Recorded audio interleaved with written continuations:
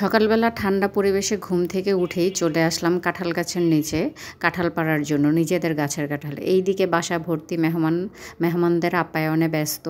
ছাদে চলে আসলাম বৃষ্টিতে ভেজার জন্য, আর সবাইকে রেখে চলে যাচ্ছি ফ্রেন্ডদের সাথে দেখা করতে। আসসালামু আলাইকুম, কেমন আছেন সবাই? আশা করি সবাই ভালো আছেন। সকাল সকাল ভাগ্নি ঘুম থেকে ডেকে তুলেছে, আন্টি তাড়াতাড়ি ওঠো, কাঁঠাল পাড়তে যাব। বাবার বাড়িতে আসলে সব মেয়েরাই একটু বেলা করে ঘুমায়, বেলা 9টা 10টা, তারপরে ঢিলে ঢালাভাবে ঘুম থেকে উঠে মুখ ধুয়ে নাস্তা খায়। তো সকালবেলা ভাগ্নি ঘুম থেকে ডেকে উঠিয়েছে, আর কত ঘুমাও আর কত ঘুমাও, তাড়াতাড়ি ঘুম থেকে ওঠো। তো ঘুম থেকে উঠেই মেয়েকে মুখ ধুইয়ে আমরা চলে যাচ্ছি কাঁঠাল পাড়ার জন্য। দুই মেয়েকে নিয়ে নিজেদের গাছের কাঁঠাল পাড়বো আজকে। এটা বাচ্চাদের জন্য যে কতটা আনন্দ, ওরা তো আনন্দে একদম আত্মহারা, কারণ এগুলো তো কখনো দেখেনি ওরা, এই প্রথমবার দেখছে।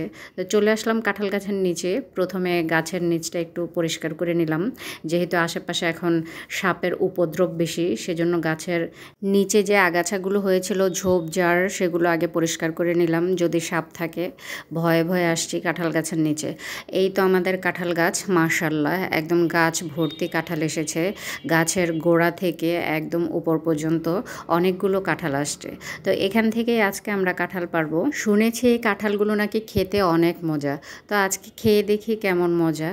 দুজনে মিলে চেষ্টা করছিলাম, অনেকক্ষণ চেষ্টা করছি, আমি তো পারছিলাম না কোনোভাবেই। একদিকে কোপতেই তো আরেক দিকে চলে যায়। অনেকক্ষণ ট্রাই করার পরে চেয়েছিলাম একটা পারতে, তো দেখলাম যে একটা পারতে গেলে আরেকটা নষ্ট হয়ে যায়, সেজন্য দুইটাই পেরে ফেলেছি। এত ওজন, মাশাআল্লাহ দুইজনে ধরে রাখতে পারিনি, একদম হাত থেকে ফসকে নিচে পড়ে গেছে। তো ভেবেছিলাম কাঁঠাল মনে হয় গলেই গেল, তারপরে দেখলাম না, কাঁঠাল ভালোই আছে। তো একা পারছিলাম না, দুজনে মিলে ধরে তারপরে নিয়ে যাচ্ছি। এই গাছটি হচ্ছে আমার বাবার হাতের বোনা। বাবা নেই কিন্তু গাছটি রয়ে গেছে। বাবার হাতের বোনা সেই গাছের কাঁঠাল এখন আমরা তৃপ্তি করে খাচ্ছি। কাঁঠালগুলো অনেক মজা। আর আমার বাবা যতগুলো গাছ বনে দিয়ে গেছিলো সবগুলোতে নেই, অনেকগুলোই কাটা পড়ে গেছে আর অনেকগুলোই রয়ে গেছে। সেই গাছের ফলই আমরা এখন তৃপ্তি করে খাই। আর এই দিকে চলে আসছে বাসায় মেহমান, মেঝো আপারা চলে আসছে। মেঝো আপার ছেলের বউরা, ভাগিনা বউ, তারপরে ভাগ্নি জামাই সবাই আসছে। আর এই যে ডিজাইন করা গ্লাসগুলা, এগুলা হচ্ছে জামাইয়ের জন্য শরবত ঢালা হচ্ছে। দুষ্টামি করছিলাম, এটা হচ্ছে জামাইয়ের গ্লাস, স্পেশাল গ্লাস। আর এই দিকে ভাগ্নে বউ বোতল নিয়ে বসেছিল, দুষ্টামি করছিলাম ওর সাথে যে ভাগ্না বউ কত খায়, একদম পুরো বোতল নিয়ে বসছে। ও তাড়াতাড়ি বোতল সরিয়ে দিয়েছে। এটা হচ্ছে বড় ভাগ্না বউ। আর ছিল ভাগ্নির মেয়ে, এটা হচ্ছে আমাদের সুন্দরী নাতনি। ওকে খেপাচ্ছিল, এই যে নাতনি, তোমাকে দেখে তো আমার জামাই একদম পাগল হয়ে যাবে, সুন্দরী নাতনি। আর এখানে সবাই ছিল নাস্তার আয়োজনে ব্যস্ত, সবাই একসাথে মিলে কাজ করছে তাড়াতাড়ি করে। আর আমি বসে বসে বলছিলাম, কি করছো তোমরা, তাড়াতাড়ি করো, কখন জামাইকে খেতে দিবা। আর রিনি এখানে দুলাভাইকে আপ্যায়নে ব্যস্ত, দুলাভাইয়ের জন্য নাস্তা নিয়ে যাচ্ছে। সবাই মিলে একসাথে গল্প করছে, আড্ডা দিচ্ছে।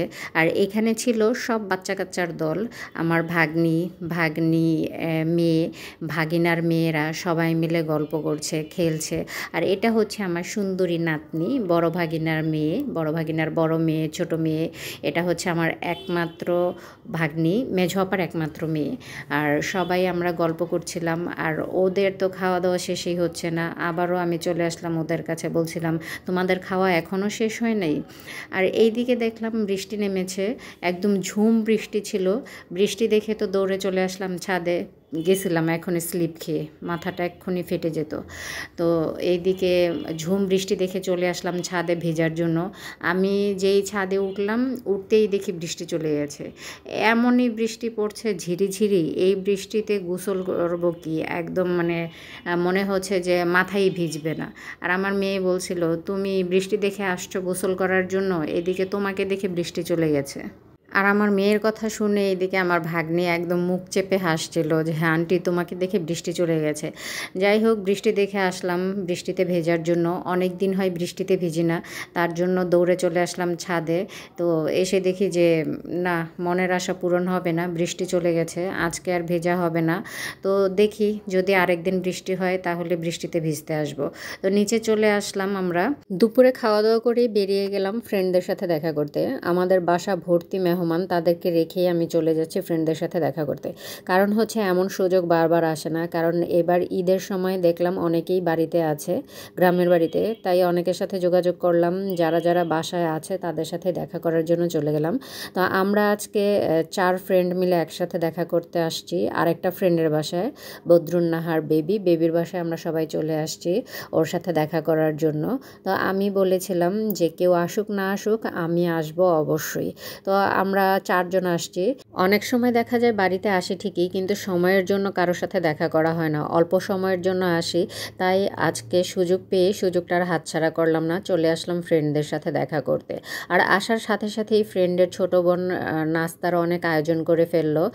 ধন্যবাদ বেবি এবং নীলাকে এত সব আয়োজন করার জন্য। নাস্তার আইটেমে নীলা অনেক কিছু করেছে, চিকেন ফ্রাই, হালিম, নুডলস, জর্দা, আর অনেক ফ্রুটস আইটেম ছিল, মিষ্টি ছিল। আর এই সব করেছে নীলার হেসেলও অন্যান্য এর স্বত্বাধিকারী নীলা। আর নীলা হচ্ছে আমার ফ্রেন্ডের ছোট বোন। অসংখ্য ধন্যবাদ নীলা তোমাকে এত মজার মজার খাবার আমাদের রান্না করে খাওয়ানোর জন্য। বিদায় বেলায় আমরা চলে এসেছি, কিছুক্ষণের মধ্যে আমাদের চলে যেতে হবে। সবাইকে একসাথে পেয়ে ইচ্ছে করছিল না বাসায় ফিরে যাই, ইচ্ছে করছিল আরও কিছুক্ষণ তোমাদের সাথে গল্প করি, কিন্তু কিছু করার নেই, সময়ে যে বাধা, তাই চলে আসতে হলো বাসায়। আবার দেখা হবে কোনো একদিন, কোনো এক বিকেলে, অপেক্ষায় রইলাম সেই দিনের। আর এইদিকে বাসায় এসে দেখি বাচ্চারা যে কতটা আনন্দ করছে, চিল্লাচিল্লি দৌড়াদৌড়ি করে একদম বাসা মাতিয়ে রেখেছে। আমি আগেই বলেছিলাম আমাদের বাসা ভর্তি মেহমান, আমি সবাইকে রেখেই ফ্রেন্ডদের সাথে দেখা করতে গিয়েছিলাম। তো চলে আসলাম, সন্ধ্যা হয়ে গেল বাসায় আসতে আসতে। এসে দেখি সবাই আমার জন্য অপেক্ষা করছে নাস্তা করার জন্য।